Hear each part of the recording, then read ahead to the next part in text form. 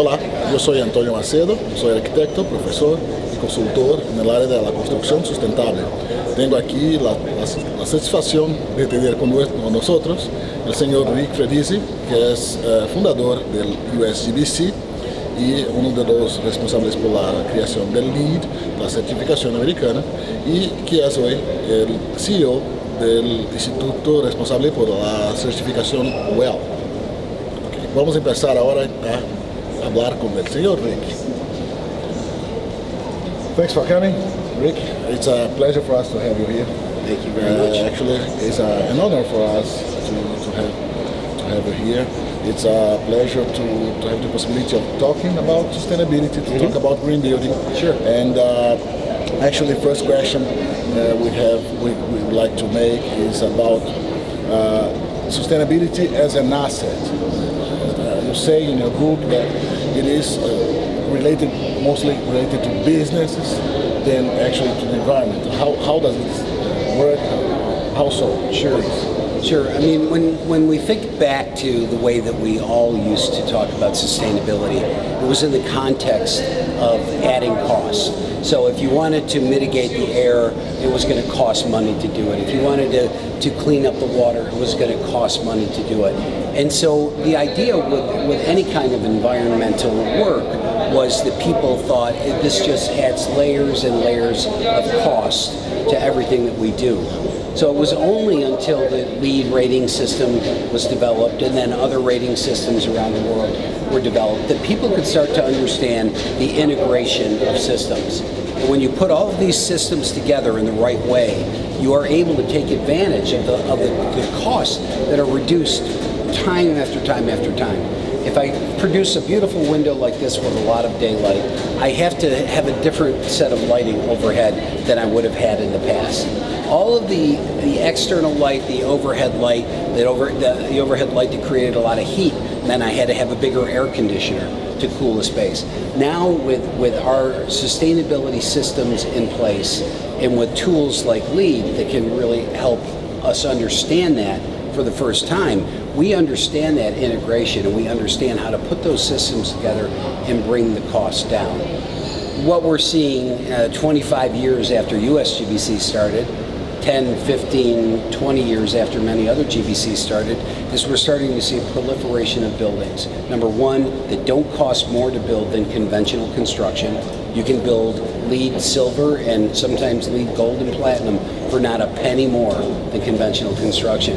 And the benefits are immense. Operating costs are much lower on energy, water, waste, and so forth. But there's a human side, the human cost of people that are healthier in those spaces, who have the ability to give back to their jobs more and help a business become more productive. The other thing that's important is that buildings that are green, sustainable buildings that value people's health are buildings that they lease out faster than they would normally. They retain their tenants. They attract new employees because of the kind of building it is. So the ability for anybody to say that it costs more to build green today, it's not true. Not true at all. Not true at all. Not true at all. I know that. That's great. So when you see what is being done by Mr. President Trump in the U.S. with the... I don't know who that is. with this Paris Agreement withdrawn. Does it change the future of green building? It changes it only in one way. People become stronger. People become more focused. No one person or one political agenda is going to change the mood of the world. We have finally, after so many years, come together with our important work from every nation, every part of the globe. Yes. And we had a vision. And you know, we have always had setbacks. This, for the U.S., is one more setback. But what I love is when we have this happen, other parts of the world get more energized. For China, for example, saying we'll do more. Yes. And so again, states this in is the US. exactly. This is a temporary situation Yes. that will not last forever, and we will, in fact, go back to Paris, go back to the tables, and be a part of this, locked arm in arm with the rest of our citizens of the world, and we will do great things together. This is not something we're worried about for the long term. That's very good to hear. I'm glad to know. So, how do you see the future of green building? Well, I definitely see the future of green building as one that embraces very closely the area of human health and wellness. Yes. And you all know that I have, after the last 15 years of running U.S. Green Building Council, have left the organization and have now started working on a new organization's agenda relative to human health and wellness. It's a rating system called WELL. It's a part of a system that is very closely linked with all of the great work that's been done with LEED and USGBC over the years. WELL is connected to BREEAM, it is connected to Green Star, it is connected to any other system on the planet that respects humanity and respects human health. And what we're trying to do, I actually thought it makes a lot of sense to start thinking about this. I've actually had people say, Rick, have you left sustainability? Is that no longer important? And I said that the only way that you can truly advance the agenda of human health and wellness is I call it the second wave of sustainability. So you have the first wave, which was sustainability. It's what LEED and other systems did to create a strong foundation for the future, for our cities, for our communities, for our buildings. The second wave is where we start to focus on humanity and look at health and wellness related to light and air and water and comfort and mind and fitness and nutrition and things that are a deep dive into how do the places we live, work, play, learn and heal in, how do all of our building types treat us with a lot more respect. Some are we have all been in buildings where it's a beautiful building, but the thermal comfort is horrific and we're very hot and we can't function. Or the air quality is stagnant and not comfortable. And so we have to adjust that or open windows. The building should be able to someday look at our Fitbit on our wrist, understand that, Rick didn't sleep well last night. Rick is kind of having a hard time with his work today. Took a long flight. Why? I take many long flights, but why not just drop the thermal comfort temperature in the room 1 degree? Why not open some fresh air ventilation into the room, get some fresh air in there? Why not ramp the lighting spectrum up just enough to get Rick's brain engaged in the retina in your eye, connecting to your brain in a different way? Why not make sure that the acoustics are such that I'm not trying to fight a lot of different noises so that I can do my work? And ultimately, the building starts to take care of you. I get a little bit fatigued. I walk outside and there's a big basket of organic fruit that I can have instead of going to get my third coffee of the day and a jelly donut, which probably would taste a lot better, but the fruit is right there and I don't have to think about it. And it satisfies me and it's better for me and it's a great thing. So I think that it's a learning curve. We're at the very beginning of this, but I have huge respect for the people that brought this forward, and I think that we're going to do something really great. Yeah. But in collaboration with all of our friends and partners around the world who have already built a platform of let's say, LEED, who have already become accredited professionals, and now we're saying let's add this on top of that and create a new way forward together. I am looking forward to it. I hope so. Yeah. Actually, it's already changing my life a little bit. That's great. Yeah, because actually I'm trying to take care of myself better. Yeah. And for my wife, my family too. Sure. My kids, and also trying to teach and to help other people learn more about it, because it makes all sense to me.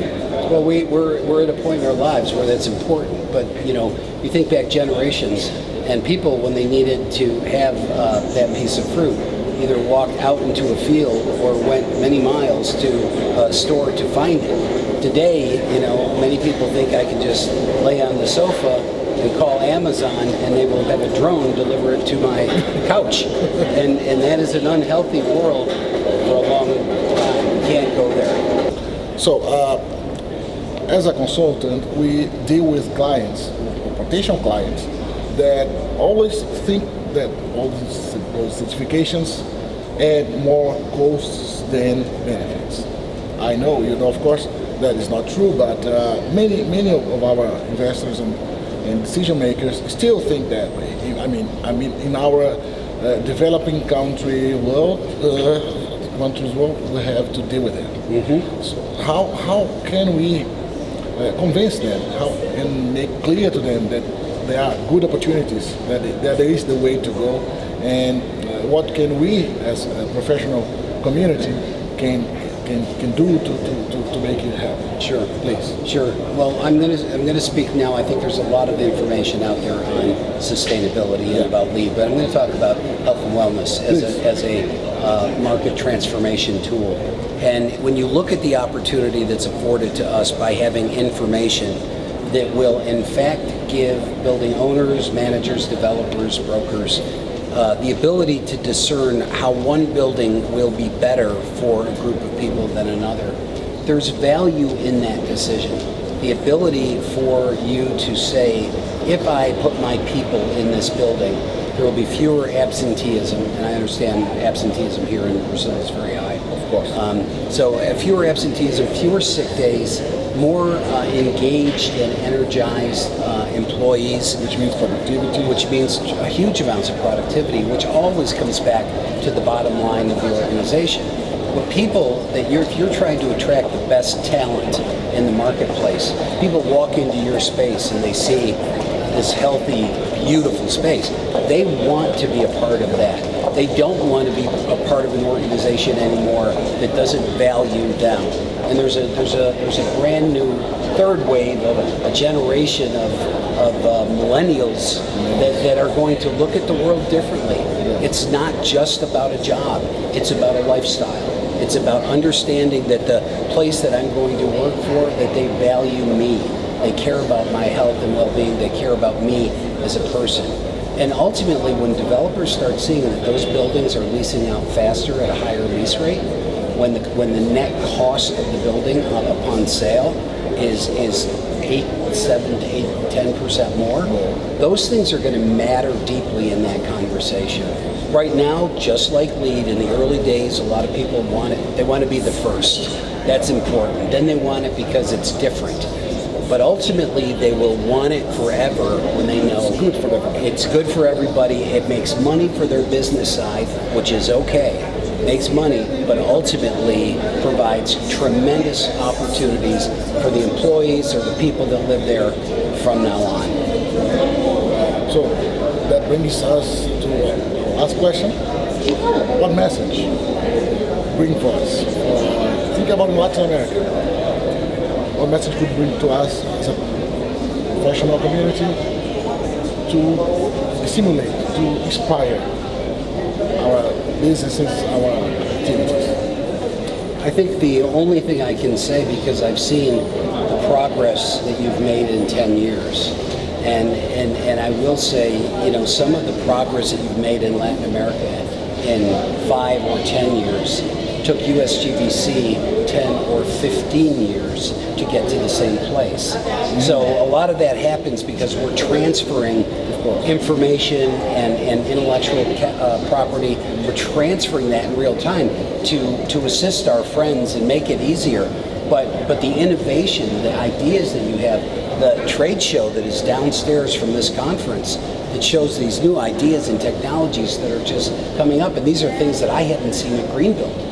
So I think that you're definitely on the right track. The thing is, you have to engage with your local community from the standpoint of the political figures that make decisions. You have to tell them that the community of people that are underserved is a big part of the world we work in and we care about. And even though it's a very hot political football sometimes, you can't have a sustainable world without taking care of every single human being. And I think that we just stay connected through our organizations. And lastly, I would say education. So anyone that can become a well AP, most of you will probably already be lead APs. If not, become lead and well APs, but it's... First you have to become a lead GA, then a lead AP, and then a well AP. But it's that education opens so many doors and gives people opportunities that nothing else does. So it was an honor talking with you today. I really enjoyed it. Yes. And hope to see you all again soon. Okay, that's it. Thank you, Rick. Obrigado. You're very welcome. Obrigado.